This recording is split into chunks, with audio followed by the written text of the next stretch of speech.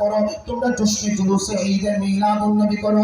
আমার জন্য আমার নবী রাহমাতুল লিল আলামিনকে আমার আল্লাহ রবিউল আউয়াল মাসের 12 তারিখে দুনিয়ার জমিনে সোমবার দিন পাঠানোর কারণে আমরা প্রত্যেকে রহমত পেয়ে ফজল পেয়ে খুশি হওয়ার কারণে আমরা ঈমানদারেরা ঈদে মিলাদুন নবী করি। আরে ভাই, ঈদে মিলাদুন নবীটা আমার সমস্ত নবীদেরকে নিয়ে আমার নবীর ঈদে মিলাদুন নবী করেছেন। সুবহানাল্লাহ বলেন না। নামাজ আমরা করি, আল্লাহ করে না। রোজা আমরা রাখি, আল্লাহ রাখে না। হজ আমরা করি, আল্লাহ করে না। যাকাত আমরা দিই, আল্লাহ দেয় না। এটা বান্দার আমল। কিন্তু দুনিয়ার জমিন আমার আল্লাহ এমন একটা আমল বান্দাদের জন্য দিয়েছেন, যে আমলটা আমার আল্লাহ নিজে করে এবং সেই আমলটা বান্দাদের জন্য দিয়েছে। আল্লাহ আমলের নাম কি বলেন না?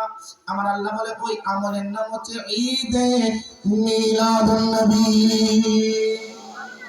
এজন্য মনে রাখতে পারবেন, আজকের ঈদে মিলাদুন নবী পালনটা এটা যেমন তেমন আমল নয়, এটা হচ্ছে সুন্নতে ইলাহি। ওই গবেষণা করেন, আমরা মাথায় টুপি দিয়েছি, নবীর সুন্নত নবী করেছেন। আমরা মসজিদ যদি সামনের ডান পা দিয়ে, কেন আমার নবী ডান পা দিয়ে ঢুকেছেন, এজন্য এটা নবীর সুন্নত, এজন্য আমরা পালন করি।